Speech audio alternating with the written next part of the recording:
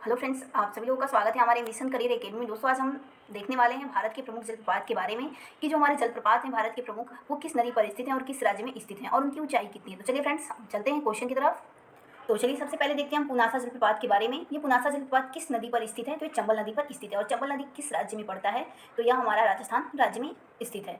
और इसका जो ऊंचाई है वो कितना है? तो 12 मीटर है। चलिए अगला देखते हैं। अगला है हमारा दूध सागर जलप्रपात। दूध सागर जलप्रपात किस नदी पर स्थित है? तो मांडवी नदी पर स्थित है। और मांडवी नदी किस राज्य में स्थित है? तो गोवा राज्य में स्थित है। और इसकी ऊंचाई क्या है? तो इसकी ऊंचाई 310 मीटर है। अगला देखते हैं। अगला है गोकक जलप्रपात। गोकक जलप्रपात किस नदी पर स्थित है? तो गोकक नदी पर स्थित है। और ये गोकक नदी कहाँ पर है? तो ये गोकक नदी कर्नाटका राज्य में है। इसकी ऊंचाई कितनी है? तो इसकी ऊंचाई 55 मीटर है। अगला देखते हैं। चलिए अगला देखते हैं। अगला है जोग जलप्रपात। ये बहुत ही इंपॉर्टेंट है क्योंकि इसके दो नाम और हैं। पहला नाम है गरसोप्पा जलप्रपात के नाम से भी इसे जाना जाता है। दूसरा नाम है महात्मा गांधी जलप्रपात। ओके, चलिए अब देखते हैं यह किस नदी पर स्थित है। तो यह शरावती नदी पर स्थित है। और ये कहाँ पड़ता है? तो यह कर्नाटका राज्य में पड़ता है। और इसकी ऊंचाई कितनी है? तो इसकी ऊंचाई 253 मीटर है। चलिए अगला नेक्स्ट हम लोग देखते हैं। अगला है शिव समुद्रम जलप्रपात। ये बहुत ही भी इंपॉर्टेंट है। शिव समुद्रम जलप्रपात किस नदी पर स्थित है? तो यह कावेरी नदी पर स्थित है। और ये कहाँ पड़ता है? तो यह कर्नाटका में पड़ता है। चलिए देखते हैं इसकी ऊंचाई कितनी है। तो इसकी ऊंचाई है 90 मीटर है। चलिए अगला देखते हैं। अगला है हमारा हुंडरू जलप्रपात।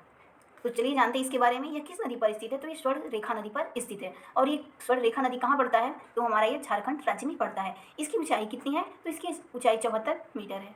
चलिए अगला देखते हैं। अगला है हमारा, तो अगला कौन सा जलप्रपात है? अगला है ककोलत जलप्रपात। ये किस नदी पर स्थित है? तो यह टोंस नदी पर स्थित है। और ये कहाँ पड़ता है? तो यह बिहार राज्य में पड़ता है। इसकी ऊंचाई कितनी है? इसकी ऊंचाई है 46 मीटर है। चलिए अगला देखते हैं।